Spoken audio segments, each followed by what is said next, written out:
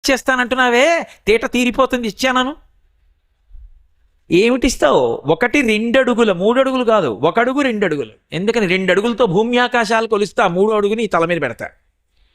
కాబట్టి 1 2 అడుగుల మేర ఇమ్ము సొమ్ము మేరయొల్లా, నాకెందుకయ్యా ఇవన్నీ? దానకుతుక నువ్వు ఇచ్చానను. బ్రహ్మకూకటి ముట్టెదా, బ్రహ్మాండాలన్నీ కొలిచేస్తాడు. బ్రహ్మాండాలన్నీ ఇచ్చినట్టే పైకి అర్థం. 3 అడుగులు ఇవ్వయా, బ్రహ్మాండాలన్నీ ఇచ్చినట్టే. దానకుతుక సాంద్ర దానవేంద్ర. కాబట్టి ఇస్తానని సంతోషపడిపోతున్నవాడా ఈ ఎందుకని? భూమి ఎందుకు అడగాలి మరి బ్రహ్మచారి అంటే? దానికి ఒక లక్షణం ఉంది. భూదానం చేస్తే, అది కూడా యోగ్యుడైన వాడికి భూదానం చేస్తే 100 సంవత్సరములు స్వర్గలోకవాసం ఇస్తారు. భూదానానికి అంత శక్తి ఉంది. రాజుని అనుగ్రహించడానికి పుచ్చుకుంటున్నాను అని. కాబట్టి 1 2 అడుగుల మేరయిమ్ము సొమ్ము మేరయొల్ల, అలా ఇస్తానను తప్ప నాకెందుకయ్యా అవన్నీ?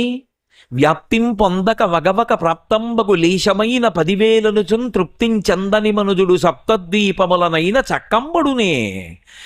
తృప్తి కలిగిన వాడెవరుంటాడో వాడికి తేజస్సు విపరీతంగా ఉంటుంది, వాడి వాక్కుకంత శక్తి ఉంటుంది. ఎక్కడి నుంచి వస్తుంది తేజస్సు అంటే? తృప్తిలోంచి వస్తుంది. ఎంత అనుష్ఠానం చేయండి, తృప్తి లేకపోతే తేజస్సు క్షయమైపోతుంది అని. ఎక్కడ పరమతృప్తితో జీవనం చేసేవాడు ఉంటాడో వాడి యందు అంత తేజస్సు ఉంటుంది. అందుకే అసలు తృప్తి అనేటటువంటిది ఉంటే వాడికి లేదన్న మాట లేదు. ఆ తృప్తి అనేటటువంటిది లేకపోతే సప్తద్వీపములనైన చక్కంబడునే, అటువంటి వాడికి 7 ద్వీపాలు ఇస్తే మాత్రం తృప్తి ఉంటుందయ్యా. కాబట్టి వ్యాప్తిం పొందక వగవక ప్రాప్తంబగు లేశమైన 10,000 తృప్తించందని మనుజుడు సప్తద్వీపములనైన చక్కంబడునే. కాబట్టి నాకు తృప్తి కలిగిన వాణ్ణి మళ్ళీ మళ్ళీ మళ్ళీ మళ్ళీ అదే మాట అడక్కో. 3 అడుగుల నేల ఇయ్యి చాలు. అయ్యయ్యయ్యయ్యో పాపం ఈ బ్రహ్మచారికి అడగడం రావట్లేదు, చిన్నపిల్లాడు కదూ, నాలాంటి చక్రవర్తి దగ్గరికి వచ్చి నేను సంతోషించి నీకేమైనా ఇస్తానంటే అడగడం చేత కాక ఇటువంటివన్నీ అడుగుతున్నాడు. అలా కాదు బ్రహ్మచారి, కావలసినవి కోరుకో. గొడుగో జన్నిదమో కమండలయో నాకున్ ముంజియో దండమో వడుగైన భూములో వడుగైనెక్కడ కరుల్ వామాక్షులశ్వంబులెక్కడ నిత్యోచిత కర్మమెక్కడ మతాకాంక్షితంబైన 3 అడుగుల మేరయ త్రోవకిచ్చుటది బ్రహ్మాండంబు నా పాలికి. బ్రహ్మచారి ఏది పడితే అది అడగకూడదు. కాబట్టి గొడుగో ఓ గొడుగు అడగచ్చు, జన్నిదమో ఓ జంఝం అడగచ్చు, కమండలయో ఓ కమండలం అడగచ్చు, నాకున్ ముంజియో దర్భలం అవుతాడు అడగచ్చు, దండమో చేతిలో కర్ర అడగచ్చు. ఎందుకని వెళుతున్నప్పుడు ఏమైనా విషకీటకాలు కనబడితే వాటిని కొట్టడానికి, క్రూర మృగాల్ని అదల్చడానికి. కాబట్టి నాకున్ ముంజియో దండమో. నేనేమో వటువుని. వటువైనటువంటి వాడు ఏవి పుచ్చుకుంటే ప్రతిరోజు తాను చెయ్యవలసినటువంటి అనుష్ఠానం నడుస్తుందో అటువంటివి కోరి పుచ్చుకోవాలి తప్ప తన యొక్క బ్రహ్మచర్య దీక్షకి భంగం కలిగించేటటువంటి వస్తువుల్ని పుచ్చుకోకూడదు. ఏనుగులు, గుర్రాలు, కన్యకామణులు పుచ్చుకుంటే ఇంకా బ్రహ్మచర్యం ఎక్కడ నడుస్తుంది, గాయత్రీ మంత్రం ఎక్కడ నడుస్తుంది? అందుకని నాకు అక్కర్లేదు. 3 అడుగుల మేరయ త్రోవకిచ్చుటదే బ్రహ్మాండంబు నా పాలికి. 3 అడుగుల నేల నాకు ఇవ్వడం అదే బ్రహ్మాండం. నాకు 3 అడుగులు ఇచ్చానను నాకు బ్రహ్మాండం ఇచ్చినట్టే. పాపం ఈ పిల్లవాడికి అర్థం కావట్లేదు అనుకున్నాడు. సరే నువ్వు అడిగినట్టు 3 అడుగులే ఇస్తాలే. దానంలో ఓ లక్షణం ఉంటుంది. 3 అడుగులు ఇచ్చానంటే ఎవరు పుచ్చుకున్నాడో ఆయన కొలుచుకోవాలి. కాబట్టి రమ్మా మానవ కొత్తమ లెమ్మా నీ వంచితమ్ము లేదనకిత్తున్ చమ్మా అడుగుల ఇటురా నిమ్మా కడుగంగవలయు నేటికి తడయం. ఓ పిల్లవాడా, దానవీయి అంటున్నావు కదూ, ఇదిగో బంగారు పళ్ళెం పెట్టాను. ఏది? నీ కుడికాలు ముందు చాపు, కుడికాలు కడగాలి ముందు. అందుకని కుడికాలు చాపు, కడిగి నీకు దానం చేస్తాను, 3 అడుగులు ఇస్తున్నాను అని చెప్పి ధార పోయాలి కదా, నీటి ధారతో కుడికాలు ముందు పెట్టు అని ఆ పిల్లవాడిని పిలిచాడు. ఆ పిల్లవాడు లేచొచ్చి బంగారు పళ్ళెంలో కుడికాలు పెట్టాడు. పెట్టేటప్పటికీ శుక్రాచార్యుల వారు పరిగెత్తుకొచ్చారు. రే ఎంత పని చేస్తున్నావో నీకు తెలుసా? వచ్చినవాడు వటువు కాదు, వచ్చినవాడు సాక్షాత్ శ్రీ మహావిష్ణువు. దానం ఇచ్చానని 3 అడుగులు కాని నీళ్లు విడిచిపెట్టావో 1 అడుగుతో భూమిని అంతటినీ కొలుస్తాడు, 1 అడుగుతో ఆకాశాన్నంతటినీ కొలుస్తాడు. 3వ అడుగు ఎక్కడ పెట్టమని అడుగుతాడు. మరి 3 అడుగులు ఇచ్చావుగా, ఎక్కడ పెట్టను 3వ పాదం అంటాడు. ఇబ్బంది పడిపోతావు, సమస్త ఐశ్వర్యము నీకు నశించిపోతుంది. నేను ఒక మాట చెప్తాను విను. యజమానికే మోసం వచ్చేటటువంటి దానం ఎప్పుడూ చెయ్యకూడదు. పైగా ఒకవేళ చేస్తాను అని చెయ్యడం మానేసినా కూడా ఏమీ ఇబ్బంది రాదు. కాబట్టి నేను అన్నాను కానీ ఇవ్వను అని ఒక మాట అనేయి, అక్కడతో పోతుంది అన్నాడు. పైగా నీకొక మాట చెప్పనా, వారిజాక్షులందు వైవాహికములందు ప్రాణవిత్తమాన భంగమందు జిగిత గోకులగ్ర జన్మరక్షణమందు బొంకవచ్చునఘము పొందడధిప. కొన్ని విషయాల్లో అబద్ధాలు ఆడచ్చు.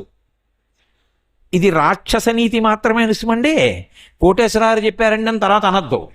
వారిజాక్షులందు ఆడవాళ్ల విషయంలో, వైవాహికములందు వివాహాల విషయంలో, వారిజాక్షులందు వైవాహికములందు ప్రాణవిత్తమాన భంగమందు, ప్రాణము డబ్బు మానము భంగమవుతున్నప్పుడు, జికిత గోకులగ్ర జన్మరక్షణమందు గోవుల్ని రక్షించడానికి తనని తాను రక్షించుకోవడానికి బొంకవచ్చు నఖము పొందడధిపా.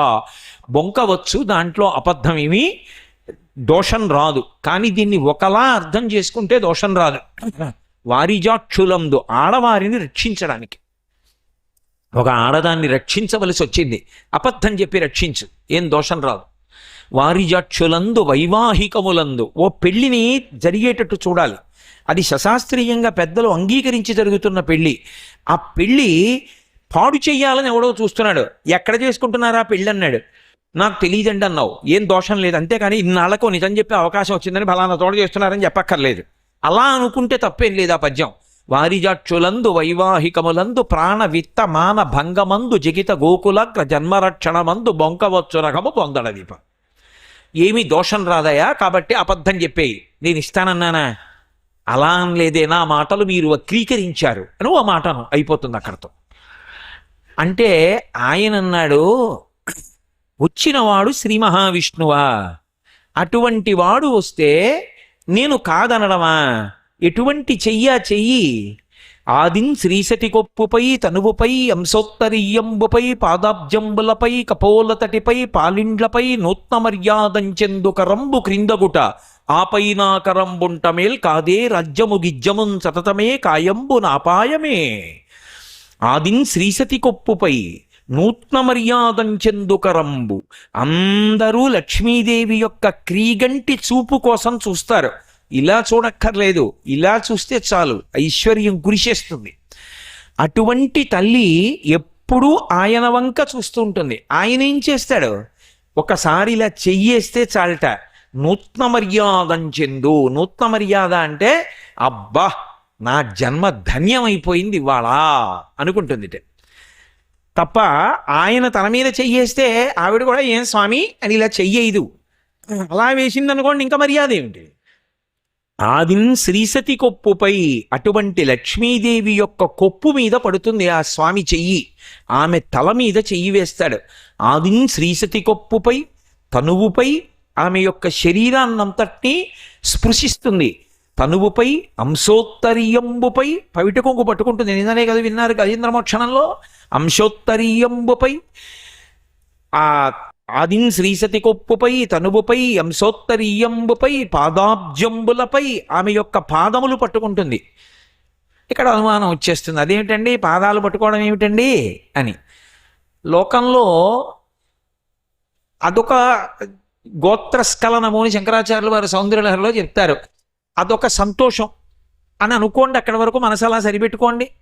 ఆంతరమునందు ఏకాంత సేవలో, శృంగారంలో, సంతోషంలో భార్య కించిత్ అలక వహిస్తే పెద్ద మనసుతో అర్థం చేసుకుని భర్త కాళ్ళు కూడా పట్టుకుంటాడు. అది వాళ్ళిద్దరి వరకే, సభల్లో చెప్పవలసిన ప్రసంగం కాదది.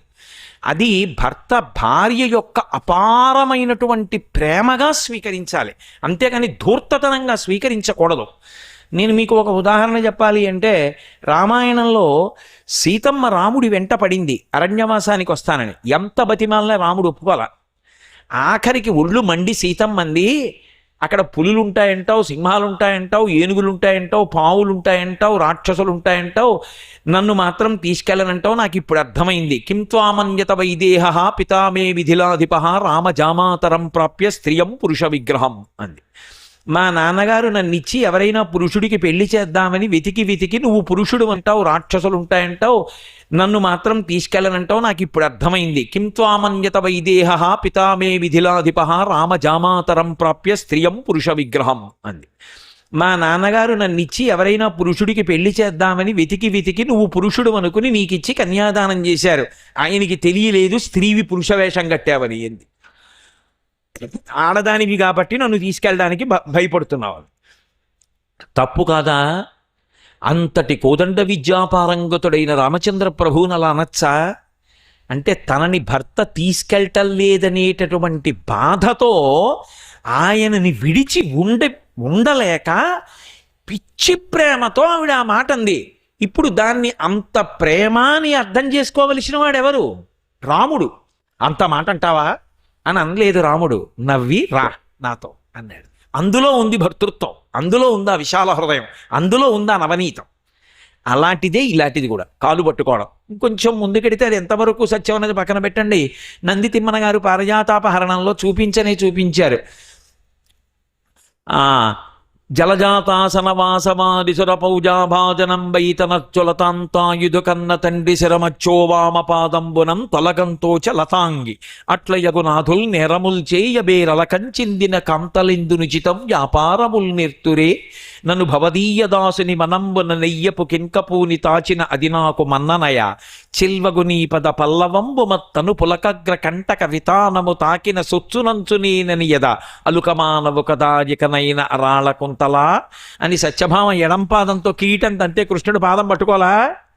కాబట్టి ఆదిన్ శ్రీసతి కొప్పుపై తనువుపై అంశోత్తరీయంబుపై పాదాబ్జంబులపై కపోలతటిపై ఆవిడ బుగ్గలు నిమిరేటటువంటి చెయ్యే, కపోలతటిపై పాలిండ్లపై నూత్న మర్యాదంచెందు కరంబు క్రిందగుట.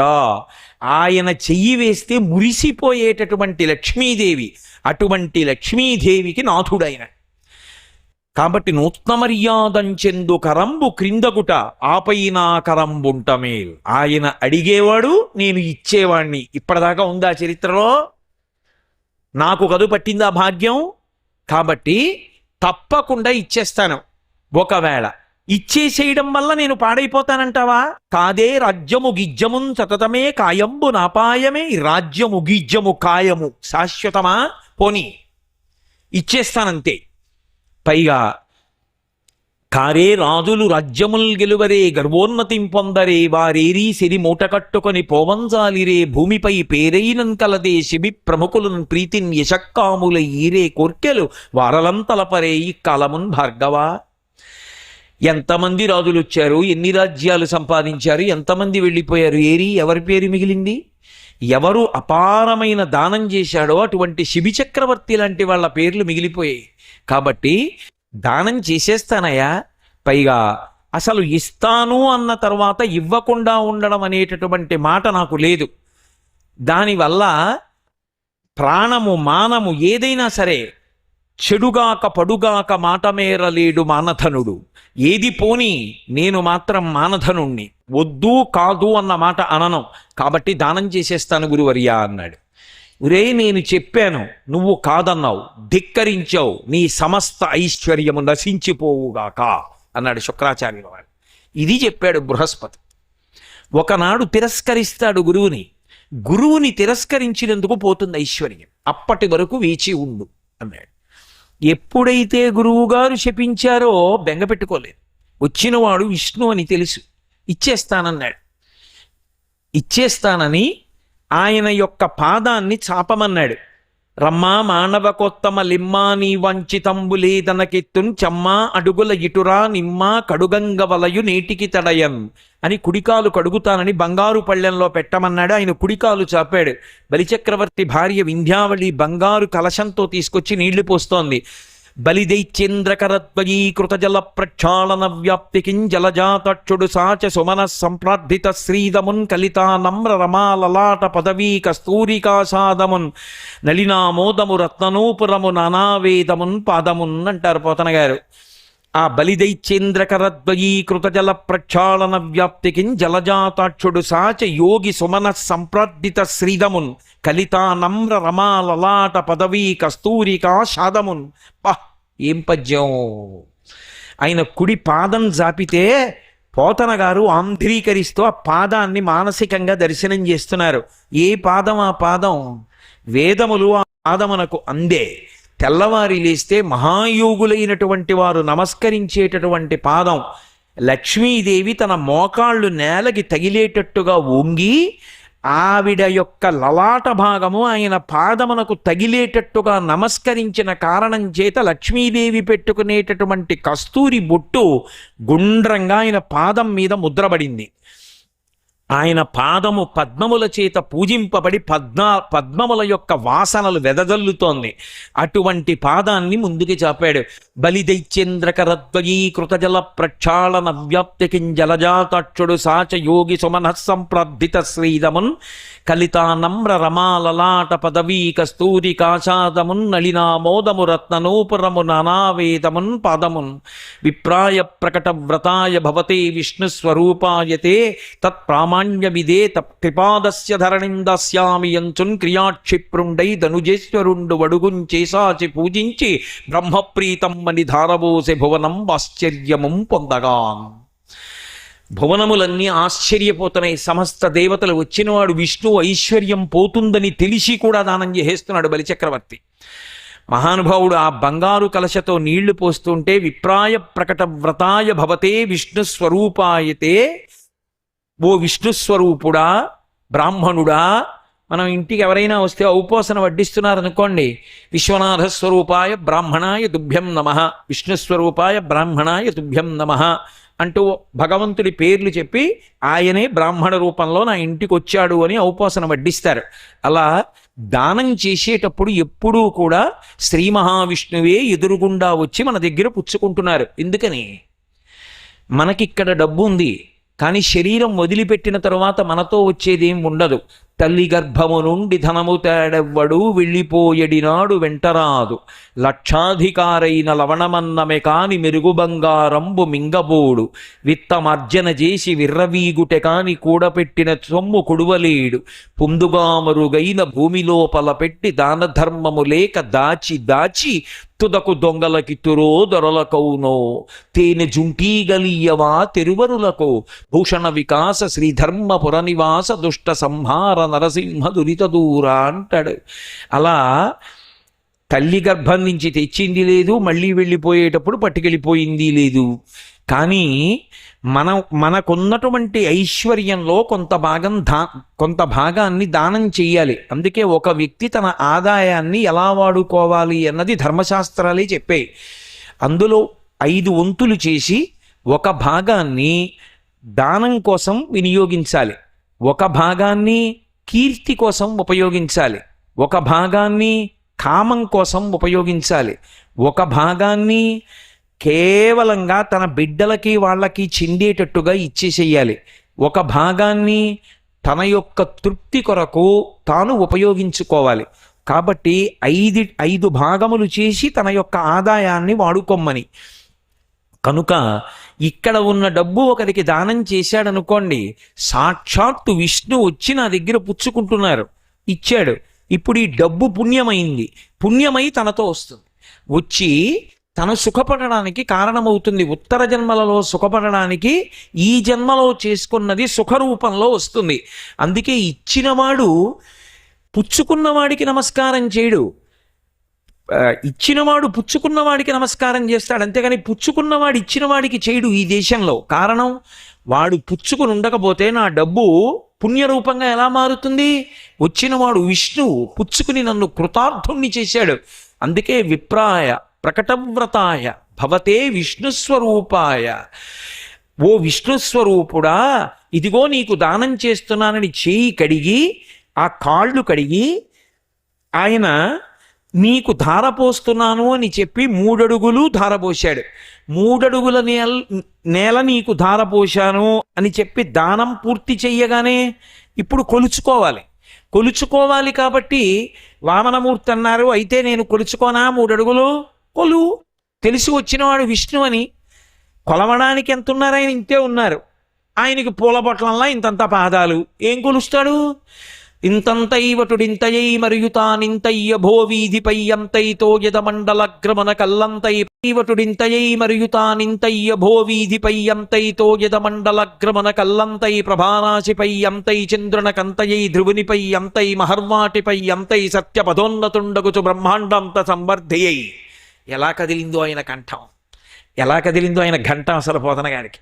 ఇంతంతైవటుడింతయై మరియు తానింతై, ఇంతవాడు అంతవాడు అంతవాడైపోయి తంతైవటుడింతయై మరియు తానింతయ్య భోవీధిపై అంతై ఆకాశం వరకు పెరిగి తోయదమండలగ్రమణ కల్లంతై మేఘమండలానికి పైకెళ్ళిపోయి తోయదమండలగ్రమణ కల్లంతై ప్రభారాశిపై అంతై సూర్యమండలం దాటిపోయి తోయదమండలగ్రమణ కల్లంతై ప్రభారాశిపై అంతై చంద్రునకంతయై ధ్రువునిపై అంతై మహర్వాటిపై అంతై సత్యపథోన్నతుండగుచు బ్రహ్మలోకం వరకు దాటిపోయింది. ఆ పాదం దాటిపోయి కొలిచేసింది. పెద్ద పాదం పైకెత్తి కొలిచాడు.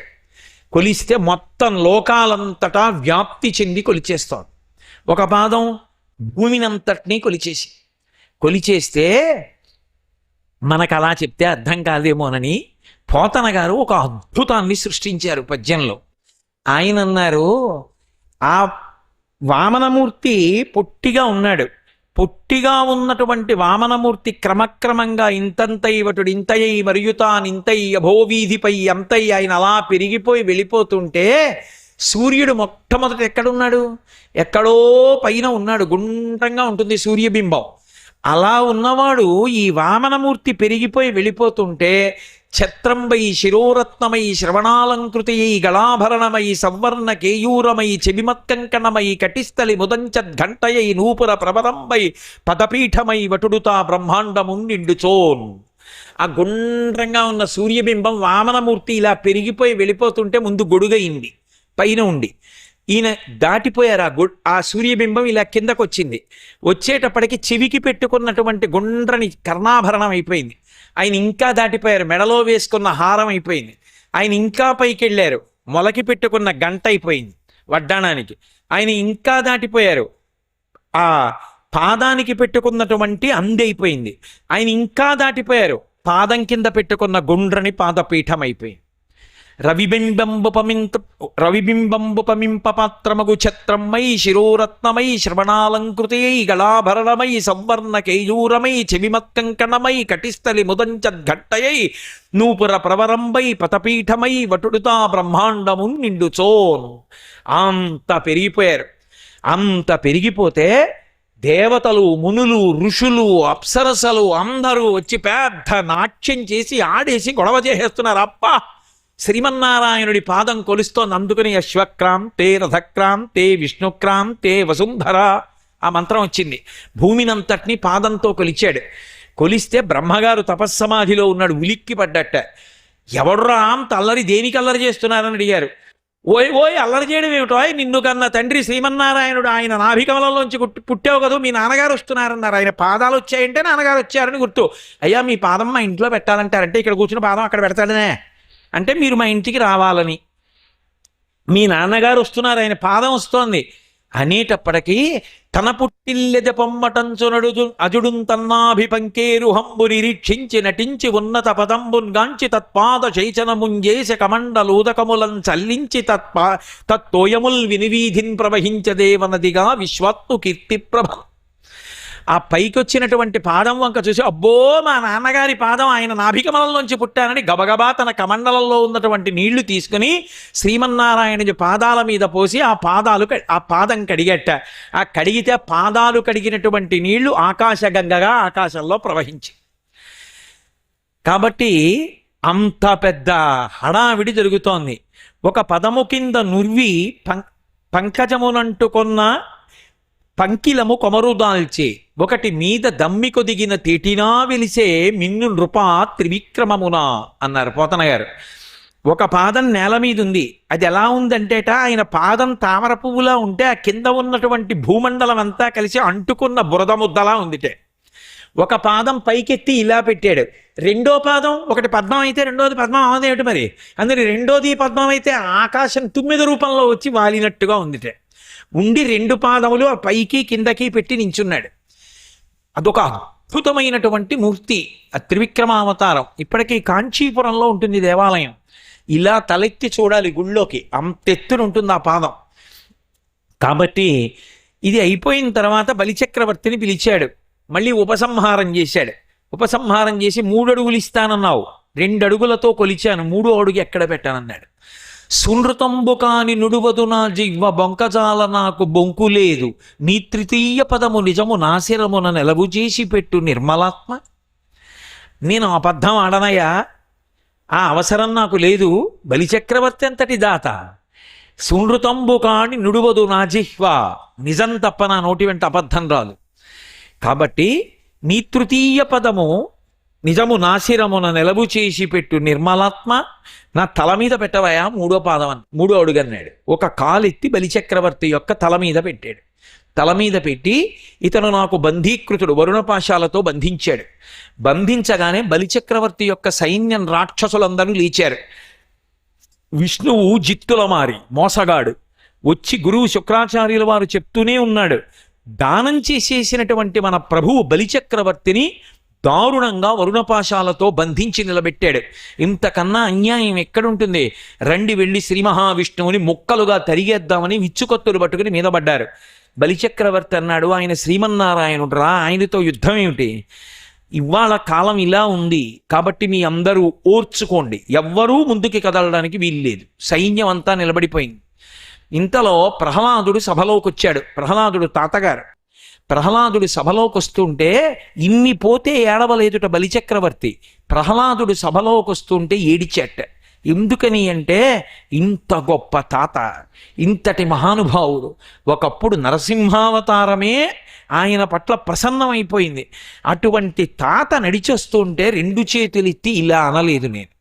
ఎందుకని? వరుణపాశాలతో కట్టేశారు, చేతులు కదలలేదు. ఇటువంటి తాతకి నమస్కారం చేయలేకపోయానని ఏడ్చాట. వింధ్యావళి పవిట కొంగు గట్టిగా బిగించుకుని 2 చేతులు నొసటకి తాకించి శ్రీ మహావిష్ణువు దగ్గరికి వచ్చి అడిగింది, నా భర్త ఏ దోషం చేశాడు? సామ్రాజ్యాన్ని అనుభవిస్తూ విశేషమైనటువంటి దానాలు చేశాడు. నువ్వు శ్రీ మహావిష్ణువు వచ్చావని తెలుసు, దానం అడుగుతున్నావని తెలుసు, గురువుగారు చెప్పారు, ఇచ్చేస్తే ఆయన నిర్ధనుడైపోతాడని తెలుసు. ఇంత తెలిసి కూడా ఆడిన మాట తప్పకుండా తన సమస్తాన్ని నీకు ఇచ్చేశాడు. అటువంటి వాణ్ణి వరుణపాశాలతో కట్టావు. ఇది ఏమైనా తగిన విధంగా ఉందా అని అడిగింది. ప్రహ్లాదుడు వచ్చి ఒక మాట అన్నాడు, ఇతనికి ముందు నీ వింద్రపదం బిచ్చి నేడు తిప్పుటయును నెరయమేలు మోహనాహంకృతి గర్వాంధ తమస వికారంబు దాన్ని మాన్పి కరుణ రక్షించుటయుగాక శిక్షించుటే తత్వజ్ఞునకు మహీంద్రత్వమేల నీ పాదకమలంబు నియతి కొల్చిన దాని పోలునే సురరాజ్య భోగపరత గర్వమేపార కన్నులు కానరావు చెవులు వినరావు చిత్తంబు చిక్కువడును సేవలన్నయు మరచు నీ మహిమ మాన్పి మేలు చేసితివి నీ మేర మీటి చూపి అన్నాడు. మహానుభావ, ఒకనాడు ఈయన ఇంద్రపదవి పొందాడు అంటే నా మనవడు నీ అనుగ్రహం. ఇవాళ ఇంద్రపదవి పోయింది అంటే అది కూడా నీ అనుగ్రహమే. ఎందుకు వచ్చిన దిక్కుమాలిన ఇంద్రపదవి? అధికారంలో ఉన్నాను, ఖాళీ లేదు అంటూ ఒక్కసారి కూడా నీకు నమస్కారం చెయ్యకుండా, నీకు సేవ చెయ్యకుండా అధికార మదోన్మత్తతతో కన్నులు మూసుకుని తిరగడానికి పనికొస్తుంది. నీ పాదకమలంబు నియతి కొల్చిన దాని పోలునే సురరాజ్య భోగపరత. నీ పాదాలని పరమభక్తితో కొలవడం అనేటటువంటిది దేవేంద్ర పదవి కన్నా గొప్పది. అటువంటిది నా మనబడికి ఇవాళ ఇంద్ర పదవి తీసేసి మళ్ళీ సామాన్యుణ్ణి చేశావు. ఎంత కారుణ్యమూర్తివయ్యా స్వామి అని నమస్కారం చేసి వరుణపాశములు విడిపించమని ప్రార్థించాడు. ఇంతమంది నా గురించి ఇన్ని అనుకుంటున్నారు, నేను బలిచక్రవర్తిని వరుణపాశాలతో కట్టానని, అంత దానం చేసినా ఇన్ని బాధ పెట్టానని అనుకుంటున్నారు. కానీ యవ్వని కరుణంప నిశ్చయించితివా నీ అఖిల విత్తంబునే అపహరింతు సంసార గురుమద స్తబ్దుడై తెగడి లోకమునందు ధిక్కరించువాడెల్లకాలము అఖిలయోనులయందు పుట్టుచు దుర్గతి పొందు పిదప విత్త వయోరూప విద్యా బలైశ్వర్య కర్మ జన్మ గర్వ ముడికి ఏకవిధమున విమలుడై ఎవ్వడుండు వాడు నా కొరకు రక్షింపవలయువాడు స్తంభలోకాభిమాన సంసార గురుమద స్తబ్దుడై చెడనొల్లడు మత్పరుండు అన్నాడు. నేను ఎవరిని విశేషంగా అనుగ్రహించాలనుకుంటానో వాడిని పరీక్ష చేసి వాడికి ఉన్నవన్నీ లాగేస్తాను, చూస్తాను వాడు తట్టుకుంటాడా అని. ఎవ్వని కరుణింప నిశ్చయించితివాని అఖిల విత్తంబునేనపహరింతు